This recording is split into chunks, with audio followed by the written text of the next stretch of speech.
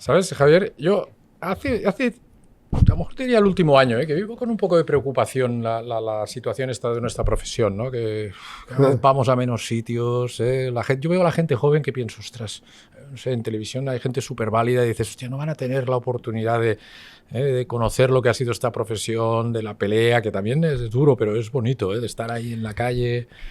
Somos hijos de nuestro tiempo, Carlos. O sea, cada uno le toca vivir lo que le toca vivir. Hoy hay una serie de comodidades, una serie de dificultades, cada cosa a su tiempo. Y es verdad que ese es un debe en la profesión. O sea, no poder estar con la frecuencia con la que lo hacíamos nosotros, in situ, en los lugares, vivir de cerca, experimentar.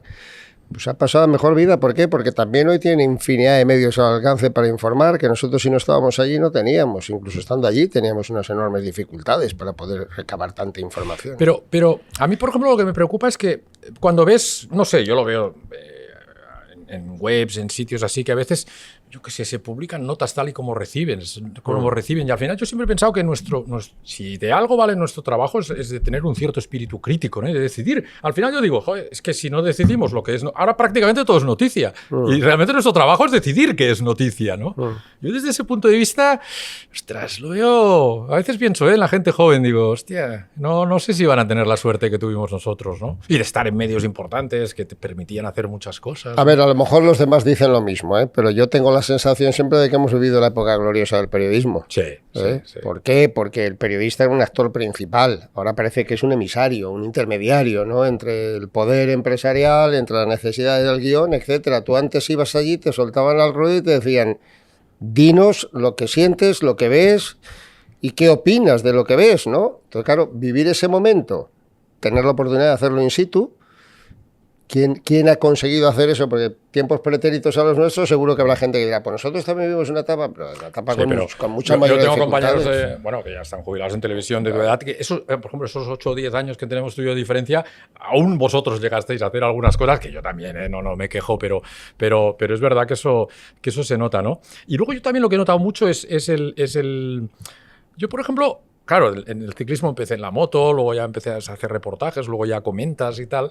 Y es verdad cómo ha cambiado la relación con los corredores, ¿no? Yo, por ejemplo, algunas veces he tenido algunas broncas con los jefes de prensa de los equipos, porque parece como que a mí alguno me ha llegado a decir, no, es que tú no tienes que llamar a un corredor. Digo, ¿pero qué me estás contando? O sea, solo faltaría. Digo, hay corredores con los que llevo hablando 20 años y ahora me vas a decir tú que no. ¿A ti no te ha pasado esa sensación de que el jefe de prensa quiere como que yo controlo todo? Bueno, hasta cierto punto, ¿no? Yo he llegado a pedirle a un amigo ciclista que le iba a hacer una entrevista y me dice, vale, perfecto, pero díselo a mi jefe de prensa porque si no se cabrea. O sea, sí, cuidado. Eso es verdad, o sea... Los tiempos cambian en esa dirección. ¿La dirección cuál es? Intentar preservar al ciclista, meterle en una burbuja. Entonces, claro, eso lo padece el periodista. Va contra ellos muy probablemente. Y también contra nuestra, si lo permitimos. No, y contra ellos porque al final, pues a lo mejor no tienes ese feeling que tenías con los ciclistas, no puedes contar las cosas con el mismo sentimiento, no digo la crítica, con el sentimiento, con la comprensión, con la cercanía que te da poder tratar al personaje. O sea, al personaje simplemente le ves y luego te transmiten algo que ha dicho, no es lo mismo que si te sientas con él a tomar un café después de la etapa y te está diciendo que le pasa esto, que le pasa lo otro, que es que con este no me llevo tan bien, ¿no? Yo qué sé, interioridades, intimidades que te acercan, ¿no? Muchas veces no las podías contar, pero sí te acercan al personaje y le comprendes, ¿no? Y yo me acuerdo mucho que, sobre todo en la vuelta, en el Tour la noche, ¿no? A veces saliendo a tomar una copa, ahí sí que... Y porque éramos buena gente, porque había gente que ya se animaba y te contaba las cosas, Pero fíjate que eso... Los periodistas, yo lo he vivido mucho en el fútbol también, ¿no? Y en otros deportes he tenido mucha cercanía, pero claro, cuando oyes a gente anterior a la nuestra, mayores que yo, decir que salían con Di Stéfano, Puskás y Gento a la vieja ciudad deportiva a tomar unas cañas después del entrenamiento. Sí, claro, eso ya... Dices, hombre, yo también lo he hecho, pero no precisamente con Di Stéfano, Puskás y Gento, ¿no? Lo he hecho en una época y además gracias a mi relación con el Real Madrid Televisión y demás, que bueno, podías alternar muy de cerca con los Hierro, con los Raúl, con Sanchís y compañía. Pero eso que era un poco excepcional en el fútbol, en el ciclismo ha sido el pan nuestro de cada día. O sea, es que llegabas, toda la información que recabábamos, y vosotros haríais lo mismo, era porque después de una etapa y después de cenar ibas a tomar café al hotel o a tomar una copichuela, te daban las 4 de la mañana incluso paseando por la ciudad y te enterabas de todo la vida y por haber. Sí. Se ha perdido. Eso era, bueno, yo eso tengo un gran recuerdo, Y además lo que decíamos, porque yo creo que nosotros también sabíamos manejar bien un poco lo que era Hombre, el récord claro. y lo que no, ¿no? Y también es verdad que yo creo que el propio ciclista o director o lo que sea también veía si tú lo respetabas o no lo respetabas, ¿no? Entonces, de alguna manera él tenía también una cierta confianza en eso. Hay una máxima en el periodismo que a mí me ha llamado mucho la atención porque no es exacta, ¿no? Es real. Aquello de que el periodista vale más por lo que calla que por lo que cuenta. No es real así, mirado tan escrupulosamente, tan estrictamente. La realidad es que el periodista vale por lo que sabe. Correcto. Luego contará o no contará, pero porque... Y si callas, sabes. Claro, y si callas, sin embargo, sí estás conociendo al personaje. O sea, si callas porque desconoces, ni sabes cómo tratar al personaje, ni sabes cómo enfocar la noticia, ni sabes cómo transmitírsela al público. Ahora, desde la cercanía que te da el conocimiento de las circunstancias, tú ya sabes luego separar el grano de la paja, ¿no? Y decir, esto lo puedo decir, esto no lo puedo decir. Pero sé por qué me está contando fulano mengano esta historia, y entonces ya la puedo analizar o criticar de otra manera, ¿no? Y en ese sentido yo creo que ya para acabar, yo echo de menos eso, que cada vez se acepta peor la crítica, ¿eh? Que cualquier cosa que dices es como que ya la gente se ha acostumbrado a que... O sea, a mí a veces me da la sensación que las redes sociales han llevado a vivir en los extremos, ¿no? En el mundo feliz y en la crítica, bueno, desaforada, sin sentido, ¿no? Pero a veces me pasa que dices, ostras, es que a veces haces alguna crítica en la tele que dices, bueno, tampoco me he vuelto loco, ¿no? Y te llega un feeling de, oye, lo que has dicho y tal. Y dices, eso sí, yo creo que eso sí que antes no pasaba tanto. Se aceptaba mejor. Yo creo que lo que... Mira, vamos a ver. Siempre que se habla del tema de las redes sociales, yo pongo un ejemplo que creo que es válido. O sea, las redes sociales solo son la amplificación de lo que antes pasaría, solo que tú no te enterabas. Ni te enteraba el entorno, ni se enteraba el ambiente. Pero en el bar te estarían poniendo a parir o te estarían aplaudiendo. Y en la casa donde estaban viendo la carrera, este chiflado que dice o este que pesado es. Yo que sé, cada uno la opinión que tenga, ¿no? Pero es que eso es independiente del fondo, ¿no? Porque el fondo es... Hemos perdido la capacidad crítica, en cierto modo, por otras cosas. Porque antes el medio confiaba en el periodista que levantaba acta, el único que estaba capacitado, porque dominaba el cotarro y conocía de la temática, para emitir un pronóstico, una opinión, un análisis.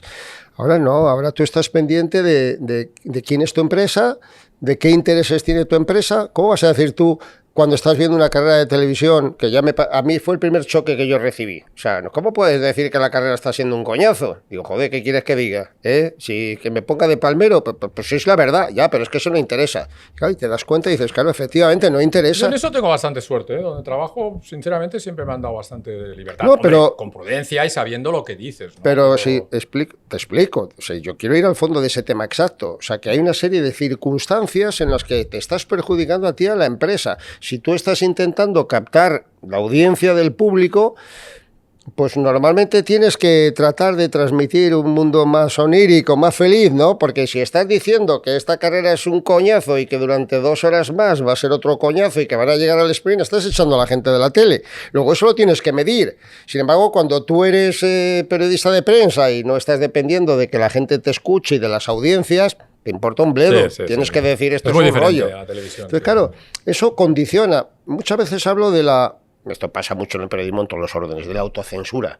Que la autocensura es verdad que se le impone el periodista, pero se le impone el periodista porque sabe la cantidad de intereses creados que hay alrededor de cualquier trabajo en tu propia empresa. No te tiene que decir nadie si esto lo puedes decir o no lo puedes decir. Al segundo día aceptas... Lo tuyo es fácil, sí. Al segundo día aceptas que es un error llegar y decir, vaya rollo de tapa y lo que nos espera. Yo el primer día creo que ya lo dije, y el segundo ya dije, pues, cuidado, efectivamente, o sea, que estoy echando a la gente, tendré que decir, cuidado, que va a haber viento luego te dicen, ya estamos con la martirio. Sí, al final, si no, ¿por qué has pronosticado cosas que luego no pasan? Pues mira, te lo voy a explicar, tengo que vender, yo siempre empleo el mismo término que lo aprendí del gran Andrés Montes, tengo que vender el muñeco, hay que vender la burra, si la queréis comprar, la compráis, pero yo tengo la obligación de decir que en cualquier momento puede pasar algo porque se puede caer alguien, que además es verdad, o porque puede empezar a soplar el viento, o porque puede haber alguna circunstancia, ¿no? Lo que no puedo es ir de adivino para tirarme piedras y decir no va a pasar nada y esto lo que quedan de 2 horas va a ser un rollo. Va a ganar Cipollini. No tanto ahora, por el tema de las redes sociales o algo, pero fíjate que es curioso que, no sé, igual es un poco vanidoso, pero una cosa de la que me siento satisfecho es que cuando empecé estaba como muy convencido de lo que quería hacer y de cómo lo quería hacer. Y al tercer año ya dije, bueno, lo vas viendo, ¿no? Dije, no, me estoy equivocando, ¿no? Porque muchas veces en deportes como el nuestro, yo creo que es muy fácil caer en el error de comentar para ti, para los ciclistas, para los directores. Y no, nosotros comentamos para que la gente se lo pase bien. Es decir, yo me acuerdo un año que me pegué un curro haciendo gráficas de rendimiento. Bueno, una cosa. Y luego Perico contaba un chiste y veías pancartas de la gente en las salidas. Pero esto es real, ¿eh? O sea, yo dije, es que es verdad. O sea, a veces nos volvemos locos en eso, ¿no? En mirarnos el ombligo, ¿no? O a veces hablas con un director y te dice, uy, la segunda etapa de la París-Niza. No, escucha, la segunda etapa de la París-Niza nos interesa a 3 frikis. O sea, creo que sí que, yo ya te digo, es una cosa de la que me siento satisfecho, es que supe ver que trabajamos para la gente, no para el ciclista, no para el director, que también, pero que nosotros, por ejemplo, se nota muchísimo cuando pasas a la 1. Es decir, el público de la 1, ¿qué quiere? Un poco de espectáculo. No es que las quiera, pero ¿qué le entretiene del ciclismo? Pues alguna caída, el sufrimiento, claro. Si lleva un 36 o un no sé qué, le da igual, ¿no? Entonces, de alguna manera nosotros, es lo que te digo yo, bueno, tú que tienes muchísima más experiencia que yo, seguro que lo has entendido. Bueno, vosotros en la radio hacíais espectáculo, o sea, es que yo, por ejemplo, yo nunca he trabajado en la radio, ¿no? Pero reconozco que vuestra época con José María o cuando hacías Radio Estadio, yo te escuchaba mucho, hostia, yo creo que tú tenías claro que, hostia, es que encima la radio, o sea, es que no hay imagen, que tú tienes que conseguir que haya ritmo, que haya cosas, ¿no? Y en eso yo personalmente es el cambio más grande que... ¿Sabes qué pasa? Que luego hay gustos para todo, ¿no? Y hay a quien le gusta esto, a quien le gusta el otro, a todo el mundo le interesa que actúes como a él le gusta, ¿no? Y él, no, yo que prefiero un ritmo pausado, no, a mí me emociona mucho, no, yo prefiero que me den muchos detalles técnicos, no, a mí me gusta más que no me cuenten la historia. Pero la transmisión a la carta no existe. Claro, que no me cuenten la historia de los castillos, vamos a ver, o sea, nosotros hacemos un esfuerzo por abarcar todo ese espectro de público que tenemos, pero partiendo a la base de lo que tú apuntas, esto me pasó a mí mucho en el Radio Estadio. Yo llegué un día al Radio Estadio, ¿qué quieres hacer? ¿El Radio Estadio de la noche? Digo, al Radio Estadio, vale, venga, perfecto. El Estadio era un programa de sábados y domingos, el carrusel clásico de toda la vida. Y entonces era ya cuando empezaban a hacerse partidos separados, ¿no? Un partido a las 5, otro a las 7, no era el carrusel antiguo que era maravilloso de 8 partidos y gol a la vez, y no sé qué, aquello era excitante, ¿no? No, ya había cambiado mucho el curso. Entonces, hay que estar 8 horas desde las 4 de la tarde hasta las 12 de la noche, 8 horas aquí hablando de deporte cuando se supone que la gente más interesada en fútbol o oye el partido de su equipo en la emisora local, o ve el partido en la televisión. Sí, habrá un sector del público que vea. Pero la vosotros teníais buenas audiencias. Muy buenas, muy buenas. O sea, sabías que el espectador estaba pero ahí. Por no dar el Granada a Almería, ¿entiendes? Lo que hacíamos era saber que había un público que además mayoritariamente era ese público que está en el coche, el que oye la radio, porque a lo mejor un sábado y un domingo no está tanta gente pendiente del fútbol y sobre todo cuando no hay partido brillante. Entonces, yo pensé que la solución era entretenimiento. O sea, me pareció que era un programa maravilloso, un cajón desastre para hablar de lo que te diera la gana. Mira, Gol en la Condomina, vale, fenomenal. Ahora sí, pero... seguimos hablando de la película, pero de eso no vives, ¿eh? De la película de Clooney o del último chiste que me cuentes o de un tema que hayamos puesto. Yo eso a veces se lo digo a la gente. La gente cree que el ciclismo es una globalidad. No, en televisión y al menos en la televisión generalista hay 2 ciclismos, el Tour y la Vuelta y el resto, pero son 2 ciclismos abismales. O sea, la diferencia que hay entre uno y otro, en fin, estamos hablando de, sobre todo cuando las carreras van en la 1 o van en Teledeporte, estamos hablando de 50.000, 80.000 a 1 millón, 1,5 millones. O sea, y a veces rozando los 2. Pero especialmente estás hablando de un público que a lo mejor determinadas carreras es un público elitista, el público que quiere ver el ciclismo. Que es perfecto, ¿eh? Al otro, claro, y a ese a lo mejor hay que tratarle de una manera un poco más diferente que al público, que es de lo que estamos hablando, no al público mayoritario que te oye en la 1, que entre comillas no le queda otra. Y entonces a ese público, claro que le puede interesar algo el aspecto deportivo, pero posiblemente le puede interesar más el chiste de fulano o la reflexión pero fíjate, sobre el ahora te iba a decir yo, tú apuntabas lo del tema de los paisajes y los castillos, ¿no? Nosotros, por ejemplo, en la 1, una de las cosas que preocupa del ciclismo en la 1 es que, claro, el deporte a esa hora es extraño.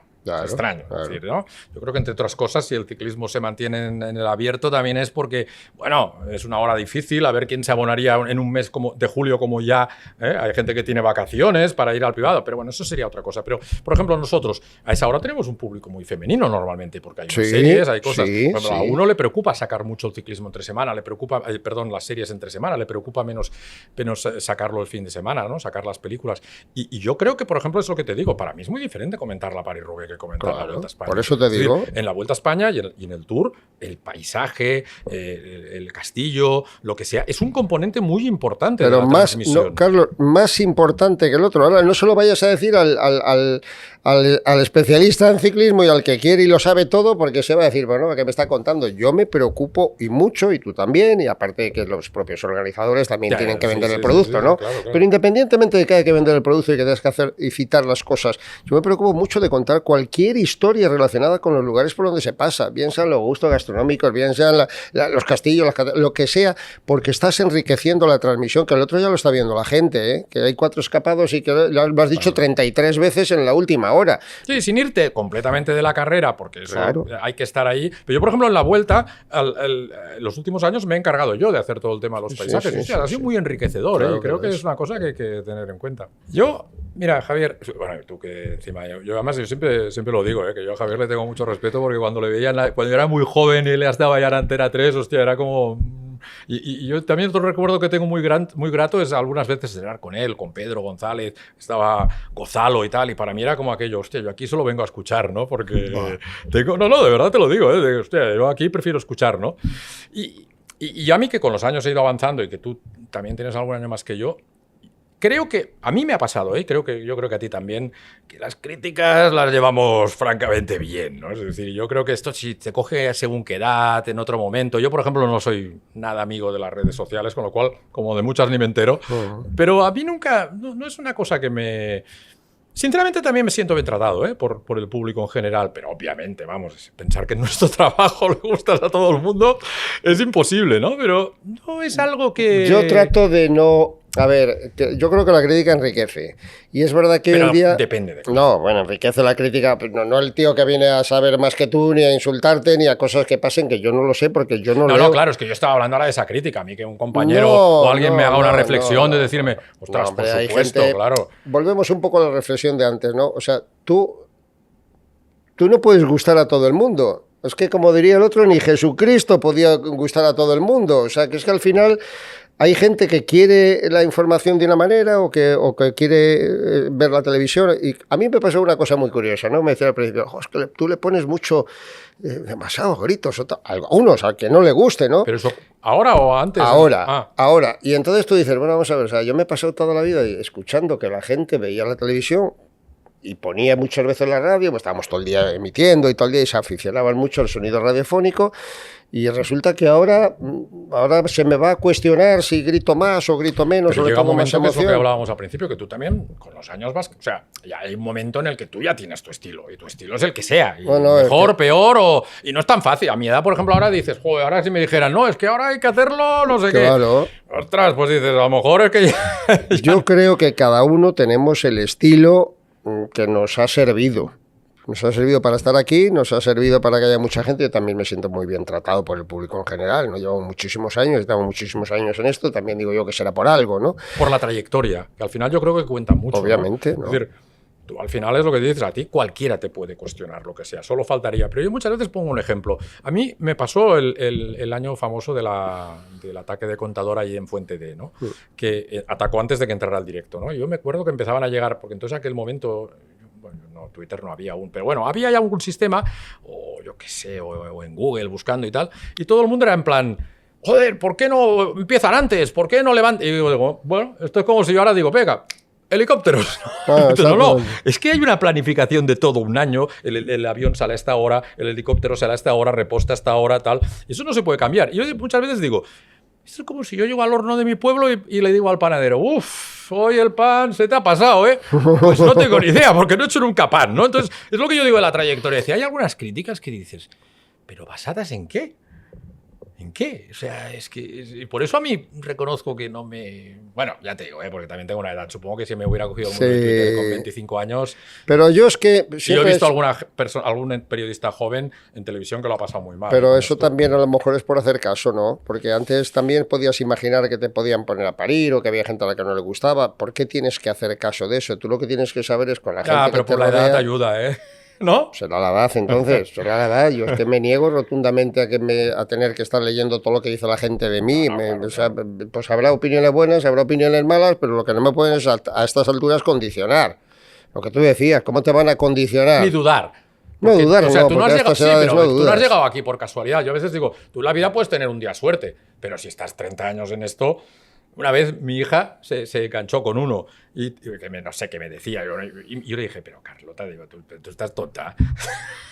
Y porque ella le decía, es que mi padre lleva toda la vida y se dedica mucho. Digo, pero tío, ¿pero qué estás haciendo? Vas a dar explicaciones, ¿no? Digo, o sea, ella pobre, claro, le debió doler y tal. Y yo le decía, pero oye, vamos, es que ni se te ocurra, o sea, por favor, ¿no? O sea... Por ejemplo, hay cosas, ahora mismo, la televisión siempre fue un foco, ¿no? Y una diana, más que nada, y el periodista una diana, ¿no? Ahora, y además es que las redes ayudan a que la gente se entretenga, la gente se divierta, porque, insisto, las críticas podías tenerlas antes en cualquier lado, las podías hacer en el bar, el que te estaba viendo en su casa, etcétera, ¿no? Pero claro, ahora todo se focaliza con, es como analizar, vamos a escrutar. Y nadie sabe a quién, o sea, si hiciéramos otro estudio a ver quién te gusta o no te gusta, pues a lo mejor saldría todo lo contrario de lo que alguien está planteando. Yo a este no le aguanto y firman 2.000 o 500 o 300. Estamos viendo, por ejemplo, el personaje más criticado de la Eurocopa, ahora mismo de fútbol, que está siempre como en el ojo del huracán, es el locutor que a mí más me gusta de todos los que hay. Juan Carlos, sí. Juan Carlos. Yo creo que eso es muy injusto. O sea, me parece de una crueldad. Juan Carlos Rivero transmite el fútbol formidablemente bien. ¿Puede cometer un error puntual? Joder, anda que yo no me Como equivoco decía en día, reconocer un corredor o no reconocerlo. Yo sabes que tengo la sensación en ese sentido, y la verdad, y a mí me sabe muy mal por Juan Carlos, que bueno, estuvo conmigo en la vuelta, hemos hecho la moto juntos y somos amigos. Me da la sensación de que eso se ha convertido ya como en un deporte, ¿eh? Sí, la caza, caza ¿no? mayor, ¿eh? O sea, sí, también es verdad que, claro, el partido del otro día lo vieron 9 millones de personas, ¿eh? Es decir, que estamos hablando de unas audiencias que yo, por ejemplo, es decir, verdad, la presión sobre algo en lo que te están viendo 9 millones de personas, pero al final volvemos a lo de antes. Pues a unos les gustará Paco, a otros les gustará Juan Carlos, a otros les gustará David. Es decir, pero hombre, yo creo que poner en tela de juicio la profesionalidad de un tío que lleva toda la vida también en esto. La misma pregunta, ¿y por qué lleva 30 años? Pues por eso. Por claro, algo llevará 30 años. Quiero decir, pero si al final en lo que converge toda esta película es de que hay opiniones para todos los gustos y nadie puede gustar a todos y a cada uno nos gusta un tipo. Por eso decía que a mí me encanta escuchar a Juan Carlos Rivero, me ha parecido toda la vida el locutor modélico, pero habrá quien le gusten más gritos, habrá quien le guste, también me gusta mucho Carlos Martínez, aunque sí, grite Carlos mucho, ¿no? Bueno, y le ponga mucha emoción, pero después está el espectador o el oyente. Le gusta mira, una cosa o le gusta otra, ¿no? De la Eurocopa tenemos también el ejemplo de Paco Caro, que para mí lo hace súper bien y tiene mucho énfasis. Y luego está David Figueira, que es el típico tío muy seguro, no comete errores, ¿sabes? Que es muy sólido en la transmisión. Bueno, pues es obvio, hay unos que prefieren esto y hay otros que prefieren a eso otro, vamos, ¿no? Que no se trata de pensar que es que le critican mucho a fulano o a mengano, ¿no? No le critican mucho, es que es el objeto y es la diana porque hay 9 millones, porque es un acontecimiento deportivo importante, pero si alguien, en lugar de ir a demonizar y a criticar, pusiera sobre el tapete a mí me gusta fulano, seguro que también, pero es que casi nadie dice a mí me gusta fulano, yo a este no le aguanto y te firman 2.000, pero si alguien dice este es el mejor, también te firman 5.000, ¿no? Yo, y un poco pues por volver hacia nuestro mundo, ¿no? Hay una cosa que me hace mucha gracia, que es que una parte del equipo, Movistar, cree que yo soy excesivamente crítico con ellos, ¿no? Y entonces luego lees las redes sociales y te dicen que eres un vendido a Movistar, ¿no? Eso a mí me hace mucha gracia, ¿no? Porque dices, vamos a ver, seguro que hay un... Hombre, punto intermedio nunca lo vamos a encontrar, ¿no? Pero dices, es que es aquello... Yo muchas veces tengo la sensación de que la gente escucha a veces lo que quiere escuchar. Hoy mismo en la transmisión uno decía, no, es que ¿por qué te cae tan mal Roglic? Yo digo, es que yo no lo sé, digo. Y a veces llego a pensar, digo, joder, debo expresarme muy mal, ¿eh? Porque qué cosa que ya me preocuparía más, ¿no? Porque dices... Pero es verdad que con lo de Movistar, en las redes sí que es cierto que conmigo creen que soy un vendido a Movistar y en cambio en el equipo piensan que soy muy crítico y que les critico demasiado, ¿no? No sé si a ti... Yo no sé lo que dicen las redes, sinceramente, no, es que no... pero ¿sabes qué me pasa? Que como en el Tour, en la Vuelta, tenemos el hashtag, yo durante el año tampoco, pero claro, al final nuestras transmisiones también son muy largas, ¿no? Como las tuyas ahora y ostras... Bueno, también hay momentos que a mí me gusta participar con la gente, pero sí que ahí lo veo, ¿no? Sobre todo, yo en general el resto del año no tampoco. No, pero yo hablo en la propia carrera, porque es que me despistan, me desvían el objetivo, ¿no? O sea, si vas a estar si ya tenemos unos determinados condicionantes de los que hablábamos antes y resulta que un sector que no sabes quién, porque si tú pudieras hacer una encuesta y te dijeran una mayoría de ellos, esto que estás haciendo está mal, o eres un vendido a Movistar, o eres muy crítico con Movistar, a lo mejor sacarías una conclusión, pero es que lo dicen algunos. Y entonces en las redes hay un afán crítico exagerado, exacerbado, ya lo vemos, ¿no? Pero claro, ¿qué planteamiento tenemos que hacer de Movistar, por ejemplo? Yo seré crítico con Movistar en un momento determinado cuando lo considero oportuno. Es que Movistar no es el mejor equipo del mundo. ¿Y? Mira, yo hoy decía en la transmisión que solo los 8 corredores del UAE valen lo mismo que muchos equipos enteros del World Tour.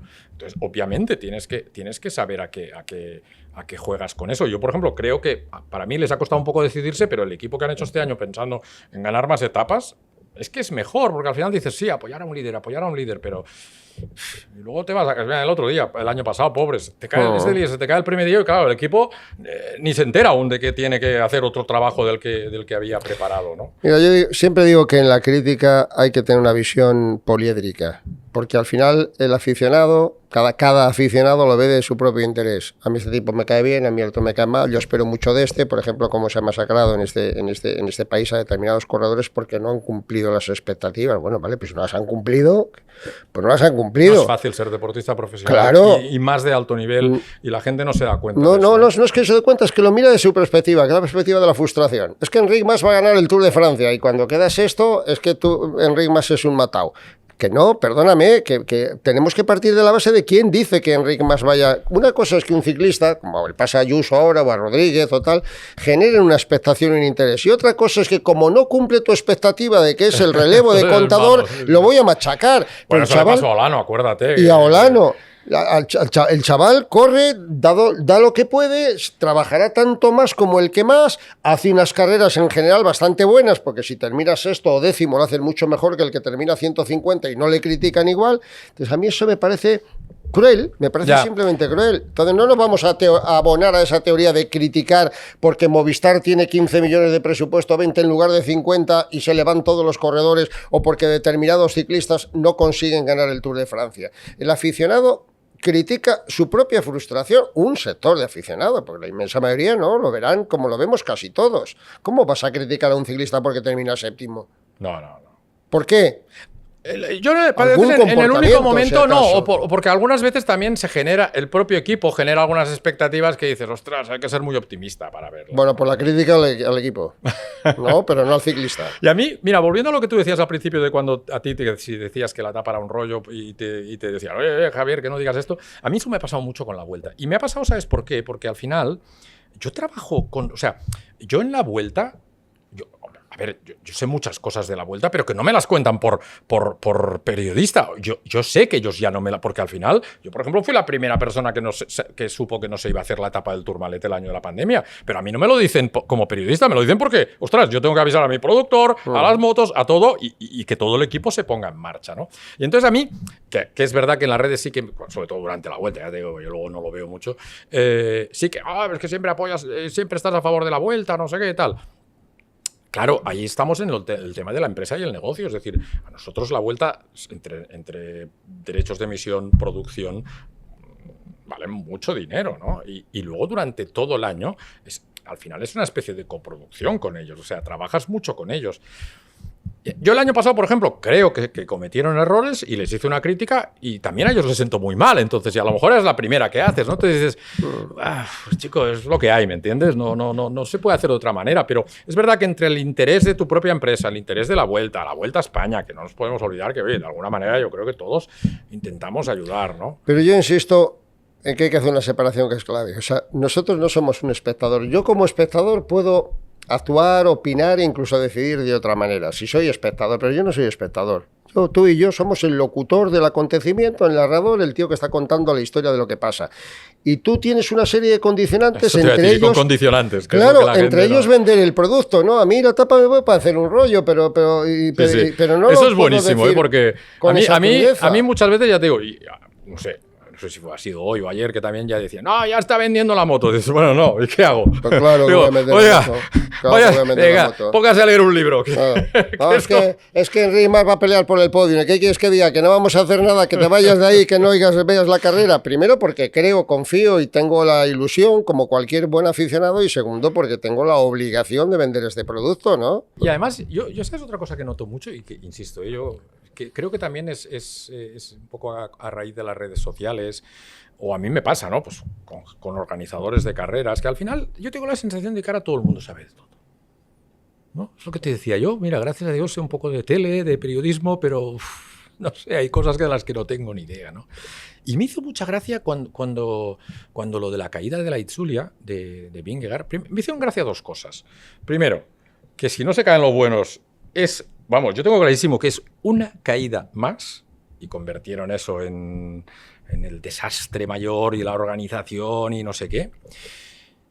Y luego, la crítica que se hace, por ejemplo, a esa carrera, y yo en eso hago una defensa absoluta de lo que hizo ETB, si se enseñó demasiado, si no se enseñó demasiado. Es decir, yo tengo clarísimo que no hubo ningún plano desagradable. Fue largo, ¿por qué? Porque estuvieron mucho tiempo en el suelo.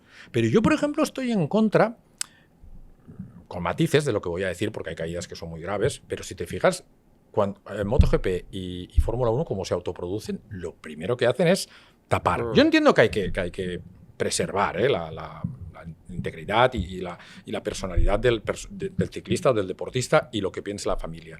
Pero entre no enseñar nada y enseñar todo, y ya te digo, yo creo que TV en ese caso lo hizo. Yo no sé, ¿tú estabas comentando esa carrera? Sí.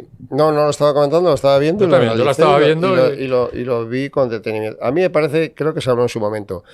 Es una cuestión de la sensibilidad del realizador, es que vale suficiente. Pero lo hizo bien. Claro que lo hizo bien. Y es que me parece que la gente cuando empieza, si se da mucho, si se da poco, si no se da, también estás obviando. Oye, quiero saber dónde está Vingegaard y cómo está, si se mueve, si no se mueve. Una cosa es efectivamente un primer plano, una situación que tú veas, y eso lo tiene que detectar el realizador. O sea, no se puede dictar una norma, ¿no? ¿Enseñamos o no enseñamos? Ya, pero tú sabes que, por ejemplo, en el fútbol, en las motos, allí hay unas normas que volvemos un poco a lo que hablábamos al principio. Es que la libertad del periodista y el realizador, en su parte periodística también, cada vez nos atan más, ¿no? Es decir, a mí eso es una cosa que a veces pienso, mira, de la edad que tengo, creo que solo me gusta que mi profesión está yendo por caminos que ya no son los que... Estamos siempre en los extremos. O sea, cada vez que hablamos de esto son críticas a los que están a favor, los que están en contra, siempre estamos en los extremos. Y yo creo que los que estamos dentro, los que tenemos que decidir de una manera o de otra, somos los que tenemos que echar mano de esa sensibilidad. Y yo no creo que haya que dictar una tabla, repito, sobre si esta imagen hay que enseñarla o aquella. Pero no. Se están dictando en deportes. Vale, pero habrá imágenes muy desagradables que el realizador tiene que saber que no debe emitir, y habrá imágenes que son un testimonio informativo obligado, pues cuando se caen 5 corredores yo necesito saber como espectador y también como periodista, como locutor, qué corredores son y en qué estado está. Pues parece que se levanta, que le duele la clavícula, que no sé qué. Ahora, si el realizador está en ese momento recibiendo una imagen con el corredor con la cabeza completamente abierta, no lo debe de emitir, pero no hagamos tabla rasa de lo que hay que emitir y de lo que no hay que emitir. Apelo a la sensibilidad y al buen gusto y al tacto, ¿no? Pero yo, fíjate, tengo la sensación, o sea, ya te digo, es que yo tengo una sensación que creo que además es bastante real, de que el periodista y el realizador como parte de esto, está perdiendo un poco de esa libertad a la hora de trabajar. Y, ¿sabes? En fin, es un poco, si quieres, absurdo, ¿no? Pero yo siempre he pensado, yo hice Barça cuando ibas ahí al campo, salían los jugadores por una puerta, por otra, les perseguías y tal. Y yo, ha habido 2 momentos que he pensado, ostras, el famoso plasma de Rajoy, que dices, si ya los periodistas aceptamos, y el día que también los clubs decidieron que solo hablaba un jugador, ¿no? Es decir, de alguna manera el club decide quién es portada al día siguiente, entre semana, ¿no? Normalmente. Y eso es una cosa que a mí como periodista me preocupa mucho, porque creo que ya no tiene vuelta atrás, además. O sea, a mí me preocupa, pero también soy autocrítico y es un terreno que hemos cedido nosotros. Sí, completamente. El periodismo vive de rodillas desde hace mucho tiempo. Posiblemente, cuando digo el periodismo, no estoy hablando de los periodistas se deben a la empresa. Correcto. Es la empresa la de que por determinados intereses globales, etcétera, pues al final termina viviendo de rodillas, cuando el poder mediático fue descomunal siempre, ¿no? En la época en la que nosotros hemos vivido y hemos mamado el periodismo, era importante el poder mediático. Yo eso lo veo duro, ¿eh?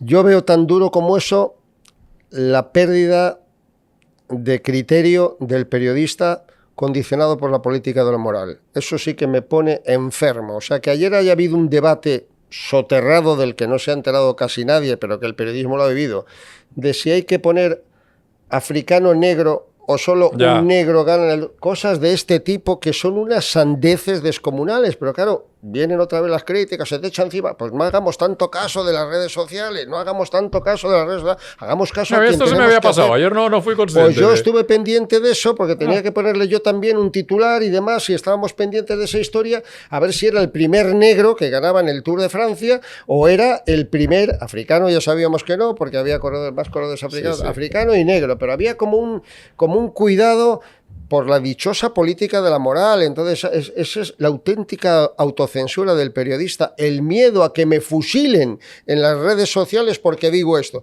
Pues no, señor, hay que apoyar al periodista, hay que darle criterio, aunque se equivoque, porque si no vamos cediendo pero yo en todos los terrenos. o sea, a mí, en algún momento, obviamente, cómo no, he tenido que ceder a presiones mías y externas por algunas cosas, pero nunca por las redes sociales. A mí, eso sí que reconozco que me preocupa poco, pero a mí lo que me preocupa, y sí que a lo mejor ya es un debate más filosófico, es lo que tú has dicho, ¿no? Que los periodistas, y también es verdad que a veces tampoco, porque al final es lo de siempre, ¿no? Igual que el deportista paga una hipoteca, tú también tienes tus cosas, tal, y ostras, pues tienes que saber hasta dónde puedes llegar.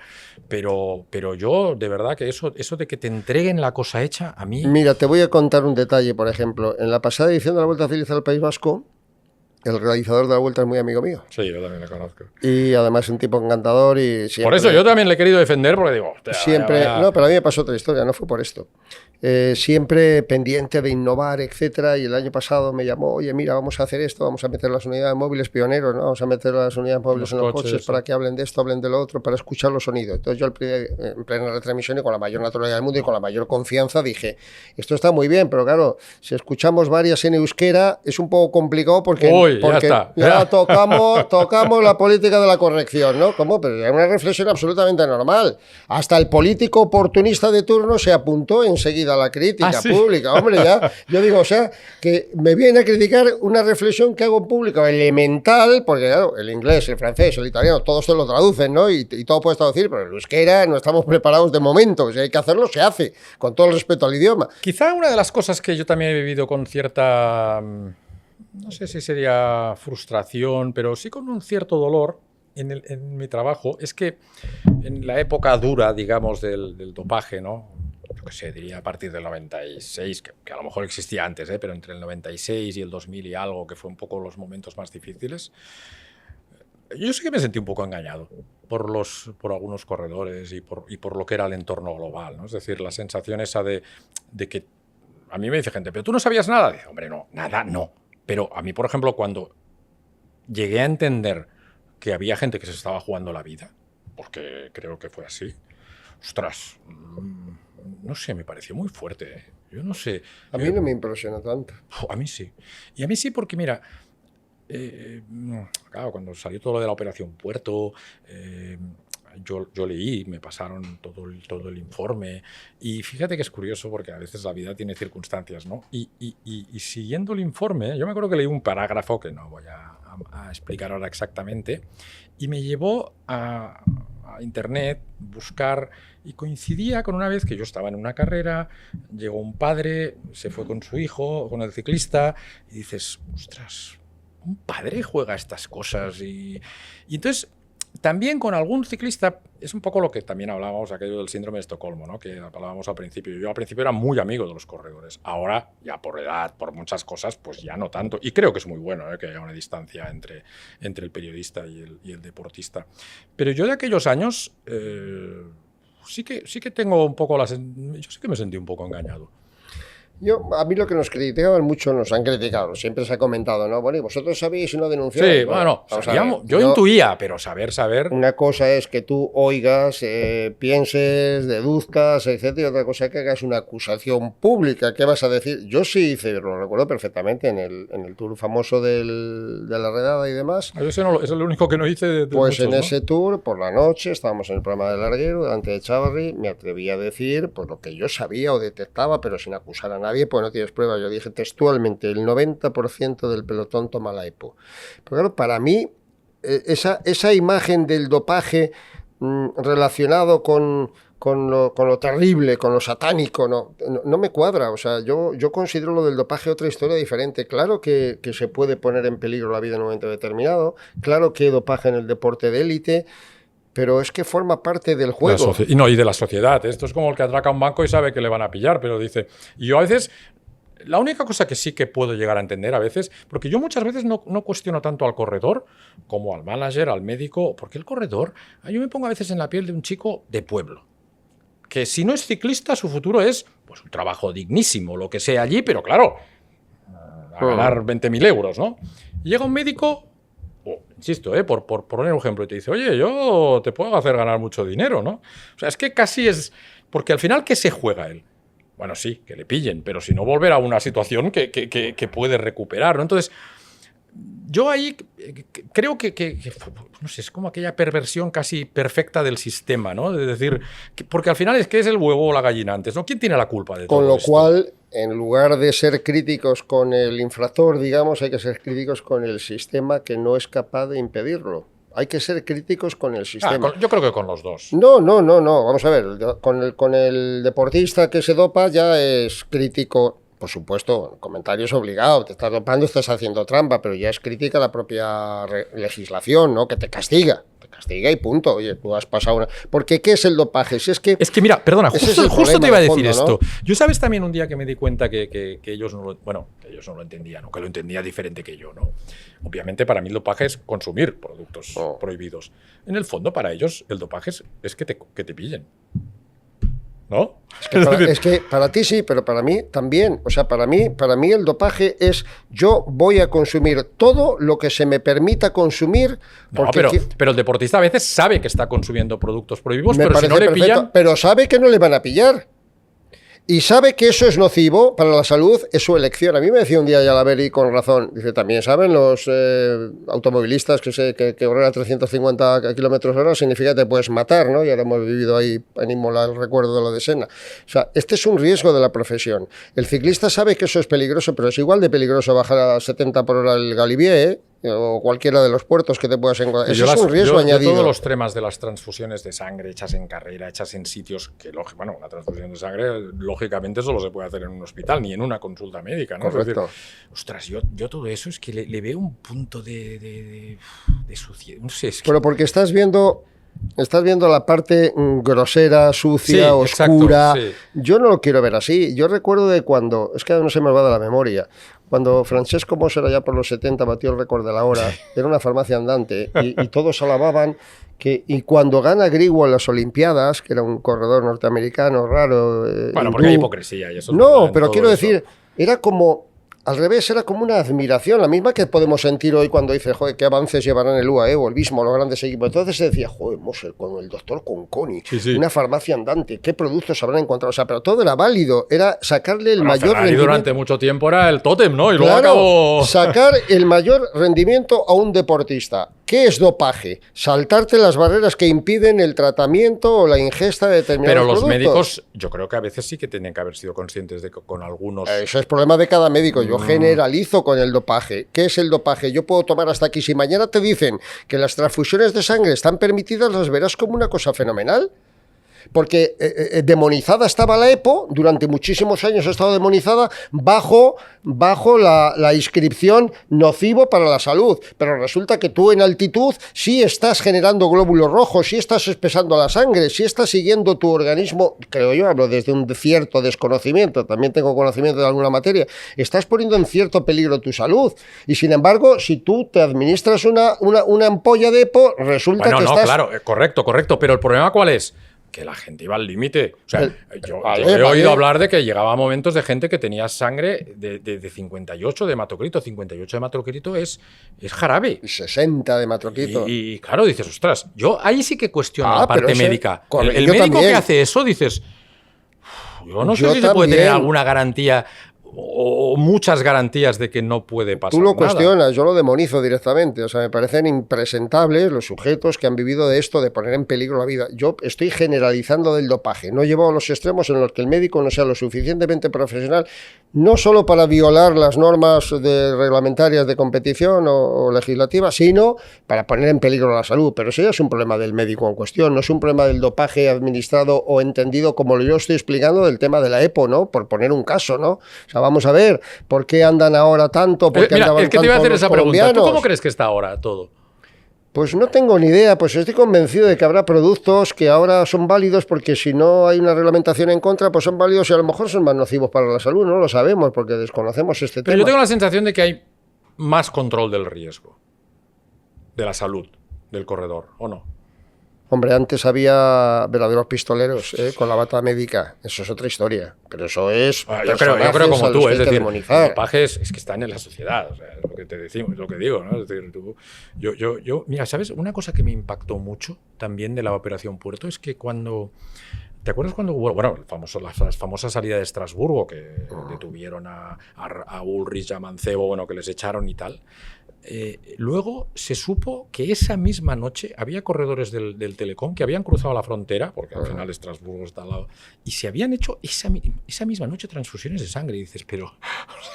Es que está la poli deteniendo gente. Pero dices. mira, esto es un poco, a ver si nos explicamos, pues, va a parecer que estuviera yo defendiendo el dopaje y no, estoy tratando de explicar que no se deben mezclar las dos cosas. Esto es exactamente lo que yo estaba tratando de explicar antes de lo de Concón y Moss en los años 70, que lo veías de manera admirativa, no veías algo grosero, dopaje, no, avances médicos, ¿no? Perfección, rendimiento máximo al deportista. Entonces, si mañana a ti te dicen que las transfusiones están permitidas, que se hacen en las condiciones reglamentarias para hacer una transfusión y que no son nocivas para el organismo, peligrosas. Pero ahí, claro, ¿Qué ya dices? no hay cuestión. Pero yo creo que cuando se hacían en su momento, nadie tenía esa certeza.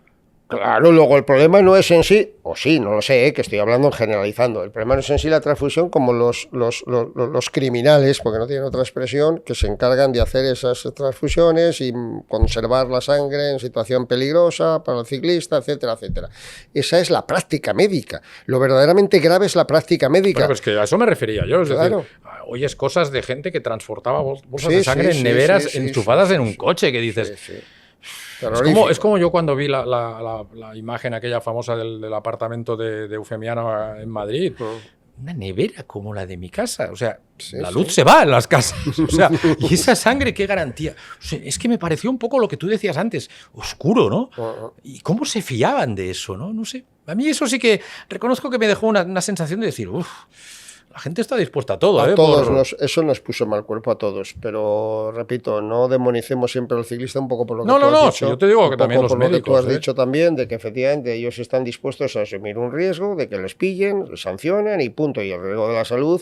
Y si te sale bien, pues a ganar dinero, exacto. Y el riesgo de la salud, pues es un riesgo, pero posiblemente no mayor, porque yo conozco, y tú y todos conocemos infinidad de ciclistas que se habrán dopado muchísimo de toda su carrera y que han llegado a los 80 y a los 65 y a los 90 bastante saludables, ¿no? Algunos se han quedado por el camino, pero también por otro tipo de adicciones y demás. Pero en cualquier caso, no demonicemos, digo, a ese tipo de ciclistas porque asume ese riesgo. A ver, ese riesgo, a mi modo de ver, es menor que estar disputando una vuelta con 10 grados bajo cero y con lluvia, granizo y llegando anémicos a la línea de meta, ¿no? Yo reconozco que alguna cosa... pero es que es curioso lo que te deducía. Yo más que noticias he deducido cosas, sobre todo en el tema del dopaje. Hay cosas que tú las ves en aquel momento y a mí en aquel momento, pues a lo mejor no me llamaban igual la atención, ¿no? Yo una cosa que, mira, fíjate, es una tontería, pero una cosa que tengo grabada es entrar en la habitación de algún corredor o de algún miembro de un equipo y ver que no había cuadros. Yo nunca había caído en por qué, ¿no? Y luego, claro, te explican, y a raíz de lo que lees, que es que ahí se colgaban bolsas y dices, hostia, qué tonto era, ¿no? O sea, y claro, y a raíz de eso, pues también relacionas cosas que has visto y que es lo que te digo, es que no era tan fácil en aquel momento. No, sobre todo lo que no puedes acusar a nadie, puedes decir, oye, pues yo detecto que aquí, pero eso era de dominio público, ¿no? Todo el mundo sabía más o menos. Pues que bueno, después hay cosas que claro que te enteras, pero... Yo cosas grandes, no, creo que no. No hay tengo cosas que te enteras, pero no puedes... Pero no así decir, oye, una super noticia que no he contado nunca. No tengo la sensación de haber sabido algo así muy importante y que no... No, y menos de aguantarlo, porque a lo mejor lo, claro, es que... a lo mejor lo detienes. Y las cosas se saben, ¿no? eso te iba a decir. Ahora esto es muy fuerte, pero dentro de 10 años se podrá contar tranquilamente y no pasará nada, ¿no? Yo alguna cosa me voy a llevar a la tumba, pero no tiene mayor trascendencia. Lo que he hecho ha sido algunas llevarlas al exilio temporal. Y luego en algún momento... Bueno, lo que hablábamos al principio de las noches, de que te contaban cosas y tal. Hombre, hay cosas que sí, que obviamente... Pero es que si no entiendes eso, no vas a tener acceso tampoco a la información. O sea. Y yo una cosa que siempre he llevado muy bien, y de hecho la llevo con humor, es el tema del horario nuestro y de las siestas, ¿no? un día mi mujer me dijo, dice, ostras, ¿sabes qué me ha dicho esta amiga? Dice que una amiga suya le dijo, joder, con el Marello de Mireia se duerme muy bien, ¿eh? Y yo no, la verdad es que me hizo mucha gracia, ¿no? Como... Esto lo de García antaño también, ¿no? Sí, entonces... Bueno, yo creo que al final, escucha, yo os he escuchado mucho este año en el Giro y he caído, ¿no? También, es decir, yo qué sé, es lo que tú dices, oye, la gente trabaja, llega a las 3 del mediodía, se pone a ver, y ahora en verano, pues... Bueno, yo creo que a mí no me preocupa. Al revés, yo, fíjate, primero he dado una explicación siempre, es lo normal, porque todos nos quedamos sobaos, y si a lo mejor cuando no hay ciclismo no te sientes, yo no me siento jamás en el sofá después de comer, es una práctica que no llevo nunca a cabo, pero cuando hay ciclismo te sientas o deporte ¿Qué o haces algo. después de comer tú? Pues me muevo, hago cosas, no suelo ser de los que me siento. Yo un ratito ¿no? sí, ver las noticias así. Algún día porque tienes sueño y te sientas para dormirte una cabezada, pero por lo general no lo hago, yo qué sé, lo que sea, me pongo en el ordenador, trabajo, salgo de una vuelta, yo qué sé, salgo con los perros, pero a lo que voy. He llegado a la conclusión, porque lo he detectado las pocas veces que me ha pasado eso, que te quedas dormido viendo una carrera, claro, primero es normal, es absolutamente normal, si no está pasando nada. Si hay unos señores que están acompañando con su voz y con sus historias, tranquila y apaciblemente, a la gente que está allí viendo, y la mitad de ellos se pueden quedar dormidos, claro que se pueden quedar dormidos, pero es que creo, y esto no lo he comentado alguna vez en la tele, creo, que una de las razones fundamentales es el rum rum del helicóptero.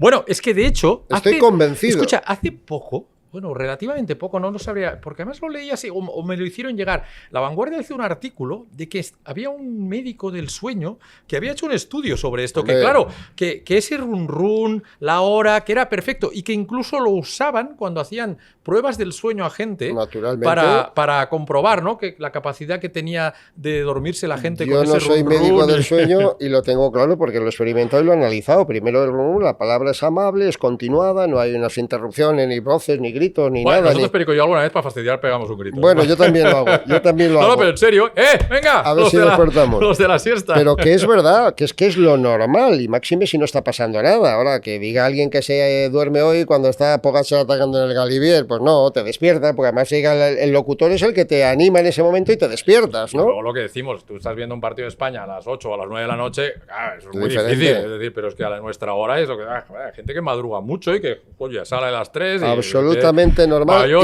Te digo que es anestésico el ruido del helicóptero. El ruido del helicóptero te hipnotiza y te deja sedado en 20 segundos.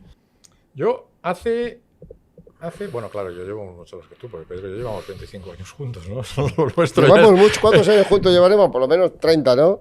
Bueno, comentando, bueno, desgraciadamente también a raíz de la muerte de Pedro, que fue en el 2000, o sea, ahora se cumplen 25, pero los 5 anteriores... Estabas en la moto, o sea, que pues ese... llega un momento que es pues todos una vida, esos ¿no? años Sí, llevamos compartiendo carreras. ¿Y con Alberto ahora tú que llevas 3 o 4?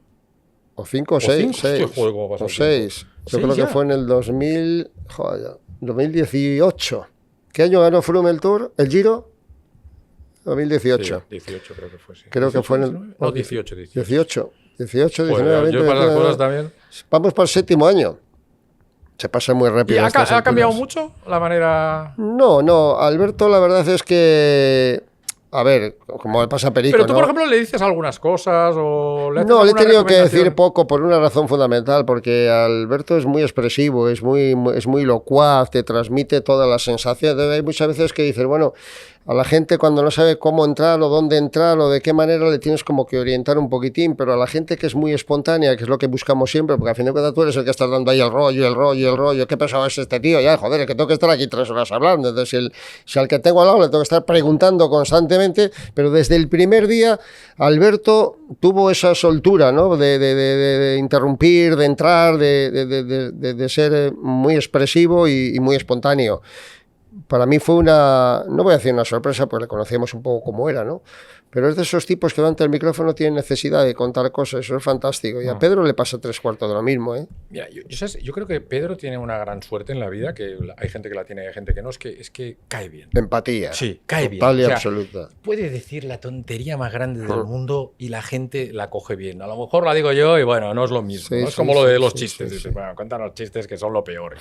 Que le hacen gracia, o sea, yo a veces le digo, Dios mío, pero ¿qué es esto? ¿No? Entonces, sí, lo que tú dices, ¿no? Yo alguna vez le he dicho algo, me acuerdo al principio que a veces yo cuando yo subía al tono le pedí que entrara más rápido, ¿no? Que no me dejara ahí un silencio de 3 o 4 segundos, ¿no? Porque si tú estás arrancando un poco el ritmo, que esa es una cosa que a veces la gente no es consciente, y el manejar el tempo de las transmisiones en un deporte como el nuestro, que es lo que tú dices, son 3 horas. Yo siempre me acuerdo de ti, una cosa que me hace mucha gracia, que de repente llegabas cuando hacíamos el tour in situ y tú estabas en la radio, un día me acuerdo y varias veces me lo dijiste, que yo a lo mejor salía a hacer un pipí y tal, y tú me decías, pero ya lleváis hablando. Y yo cuando empezaste en Eurosport yo lo pensaba, digo, mira ahora vas a ver lo que es eso, ¿no?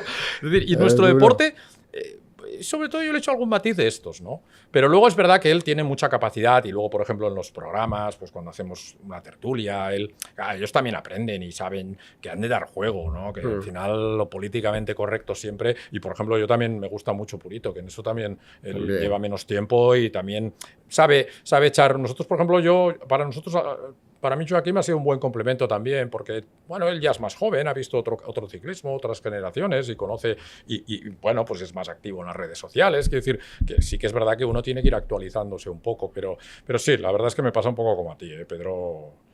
Yo a veces digo que en ese sentido Pedro y Currecha son los tíos que más capacidad han tenido de empatizar con el espectador. Sí, Currecha es impresionante. Sí, y es impresionante. Que lo hacen muy bien los dos, ¿no? Pero a veces es eso, si no tienes la suerte, porque a lo mejor otro comentarista lo puede hacer muy bien y bueno, pues fíjate, lo que hablábamos antes de los comentaristas de la tele, ¿no? Empieza a caer el mito de que este tío es un rollo y no sabes bien pero bien te voy a decir una cosa, al final la gente que tiene talento, yo estaba pensando en Anchozas, en Flecha también allí en Eurosport con nosotros, la gente que tiene talento natural, de una manera o de otra, lo vuelca en cualquier actividad o en casi todas, ¿eh? Si tienes el talento natural, yo creo que los ciclistas por ejemplo, yo creo que tienen la parte ese talento, que hizo con Eurosport Internacional, que él editaba, rodaba, todo eso le ha dado mucho bagaje. Sí, está muy preparado y gente muy preparada, la verdad, en líneas generales también. Muchas veces a mí me preguntan aquello de, oye, ¿qué día recuerdas con más emoción? Yo muchas veces también digo una cosa, la gente también tiene que entender que nosotros estamos trabajando. Yo a veces me lo paso más bien viendo una carrera que comenta otro, porque tú al final, estás la de órdenes que te dan, cosas. ¿sabes? Sí. O sea, al final tú estás trabajando y estás concentrado, ¿no? Pero sí que, fíjate que ostras, hemos tenido la suerte de nada. Yo, por ejemplo, yo he estado muy vinculado a toda la carrera de Alberto, ¿no? Porque, bueno, los grandes tours de Alberto los hizo él. Pero fíjate que en eso, y muchas veces me cuesta decidir estas cosas. Yo creo que el día que más me he emocionado narrando una carrera fue el Mundial de Alejandro Valverde.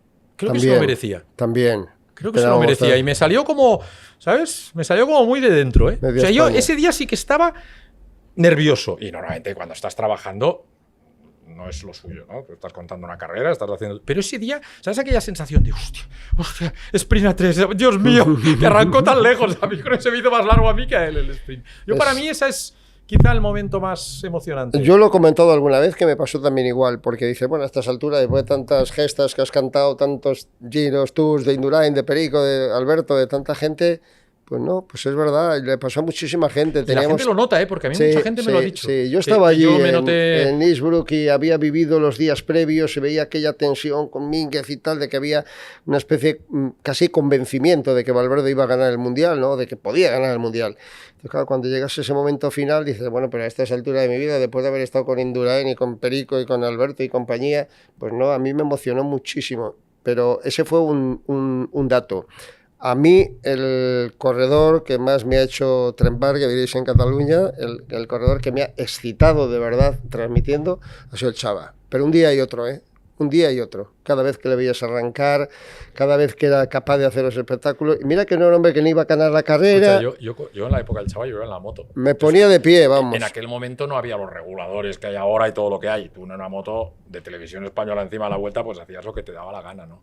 Y, yo es que tengo algunas anécdotas del Chava. Yo me acuerdo una vez que una vez me acuerdo que iba en en la moto y ya cuando todo el mundo empezaba a llegar cuenta kilómetros, ya no GPS, ¿eh?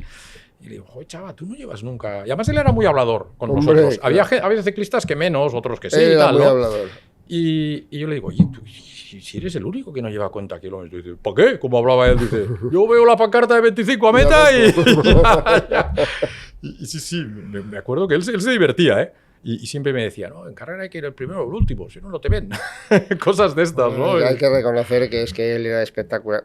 Luego en otra medida, porque ya era en plan campeón, ¿no? Yo no te transmito lo mismo, pero te emociona igual Alberto las arrancadas, a Perico en su día, ¿no?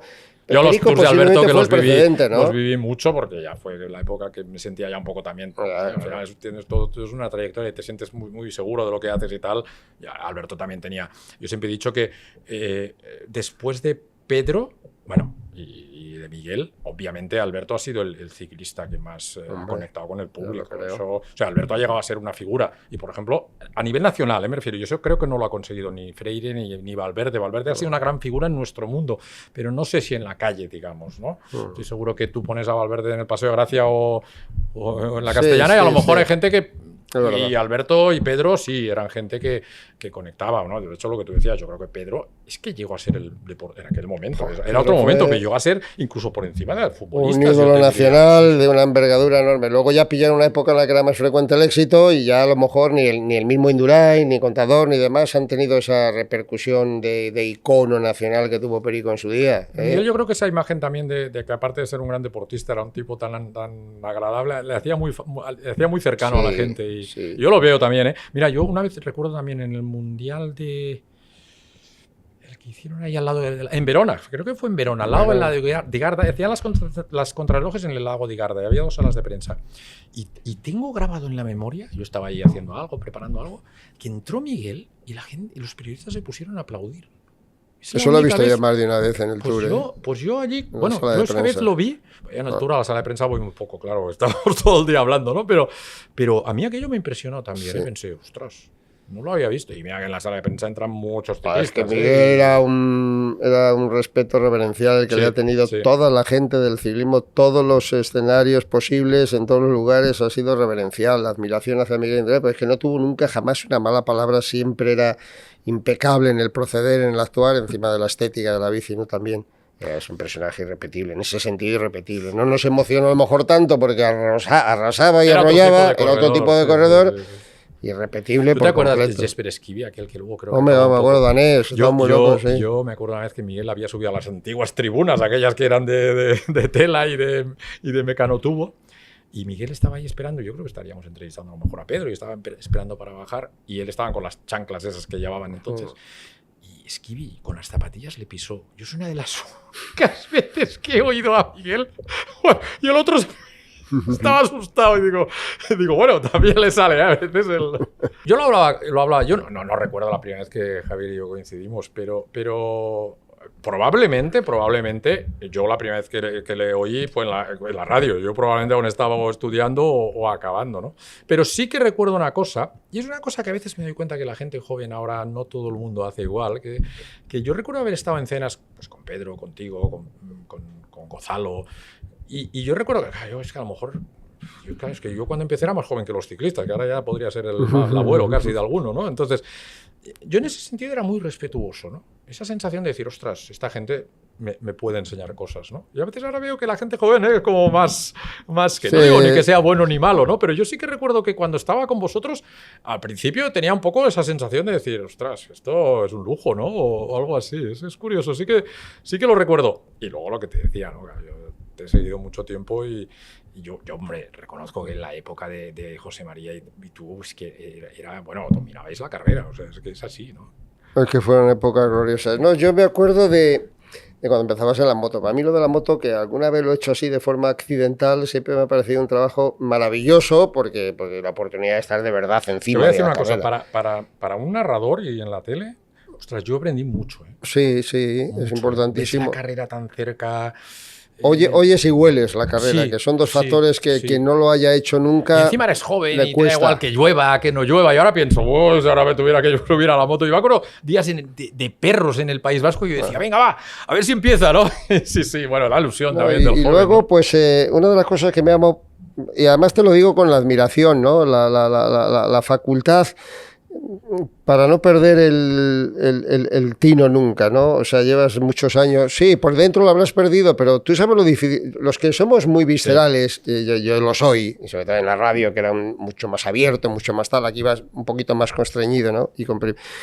Yo me he soltado lo que ha tenido que soltar en cada momento, pero verdaderos disparates, ¿no? Si ha hecho falta. Entonces yo muchas veces cuando veo eso, que ahora sobre todo lo veo más, pero lo veía entonces igual, ¿no? Lo difícil que es la televisión porque estás permanentemente sometido a un escrutinio de la gente, ¿no? Y no perder nunca la compostura, no perder nunca el detalle, bueno, ¿no? Alguna vez... No. Si la pierdes es con un cuidado, pero, escucha, no quiero molestar a nadie, y eso tiene un mérito... ¿Sabes qué día entendí que ya era un profesional de esto? Uh-huh. El famoso día de cuando el coche de la 11 que insultó a nuestros motoristas y tal, yo pensé, te juro que mentalmente pensé, tienes 3 segundos, utilízalos, porque ese es el problema de la radio y de la tele y de cuando todo. lo piensas ya... O sea, que es que el tiempo que tú tienes es... O sea, yo recuerdo que pensé, tienes 3 segundos, utilízalos, o sea, para saber qué vas a decir, porque, ostras, era un escenario... Delicado, antes decíamos de lo que me había gustado. A mí todo eso, no lo que pasó, tal, todo lo que eso, lo que pasó luego por la tarde, todo. ¿Ves? Yo, por ejemplo, es uno de mis malos recuerdos del ciclismo, porque, bueno, fue duro, ¿no? Pero sí que me acuerdo eso que tú dices, de decir, o sea, tienes 3 segundos, aprovéchalos. O sea, piensa rápido y ten ese punto de prudencia, porque ese día, claro... Vamos. Puedes montar un pollo que... Yo he montado una cantidad de pollos y ahora me doy cuenta del mérito que tiene, porque es verdad que la televisión te constriñe un poquito, ¿no? Te escrutinan un poco más, yo creo. Bastante, ¿no? Radio... y en los tiempos actuales mucho más, porque independientemente de que le hagas caso o no, que yo no le he hecho mucho caso, pero no por nada, para que no me condicione, como estábamos hablando, ¿no? Porque al final si te sientes condicionado, malo, ¿no? Pero he ido siempre un poco en ese sentido... soy muy vehemente, ¿no? Cada uno es como es, ¿no? Y en la radio, pues siempre, o sea, es un escenario mucho más cómodo, ¿no? Entonces, yo he soltado lo que ha hecho falta cuando me ha dado la gana, cuando lo he estimado oportuno, he tenido que soltar todo lo que tenía que soltar. Claro, cuando yo te veía a ti en situaciones de una crítica, pero vamos, obligada, de decirle, pero ¿cómo es tan tonto este chico, no? Por decir una cosa natural. A lo mejor sin emplear el término tonto. Tú con un cuidado, con un joder, qué difícil es aguantar los caballos, mantener el tono y no soltar una procacidad o cualquier cosa, ¿no? ¿Sabes? Yo creo que eso a veces también es, aunque en ese momento no estás pinchado, el tema de la cámara siempre te ayuda a ser un poco más prudente, ¿no? Porque eso que tú dices, a mí me pasa a veces cuando estás en un locutorio, ¿no? Eres más valiente. Yo soy un poco más suelto, lanzado, ¿no? Sí, pero al final sabes que es eso, la cámara es como ese ojo, ¿no? Que aunque no esté, porque muchas veces a mí me pasa que cuando hacemos la presentación de la vuelta, que a lo mejor lo haces en un sitio que hay 3.000 o 2.000 personas, es como más cercano, ¿no? Ese punto de frialdad de la cámara te hace pensar un poquito más, ¿no? Yo creo. Bueno, y también la televisión en general, y que perteneces a una época, y ahora peor, porque lo que estamos hablando de la política, de lo correcto, de lo políticamente correcto, de la moral, etcétera. Pero siempre en televisión pues se ha mantenido un tono un poquito más... Sí, y en una televisión pública. En una televisión pública mucho más, claro. Con cuidado. Exactamente, con porque... Pero es lo que decíamos de las presiones, que hay cosas que no te las tienen que decir. Que tú poquito a poco las entiendes y las aprendes, ¿no? O sea, pero ya te digo, yo sí que guardo... Yo de vuestra época en Antena 3 Radio, ostras, yo creo que todo el mundo teníamos... Cualquier persona que se quisiera dedicar a esto, esa época fue... Fue muy bonita, y era un espectáculo, ¿eh? Es que era un espectáculo. Al final es lo que yo te decía al principio. Nosotros tenemos que entender que estamos para entretener. Correcto. O sea, la televisión, la radio es entretenimiento. Y en ese sentido vosotros lo aplicabais. Es verdad. José María condicionaba la carrera. Totalmente. ¿Sí o no? Totalmente. O sea, yo os oía en la radio, iba en el coche antes de coger la moto y decía, esto es la hostia. O sea,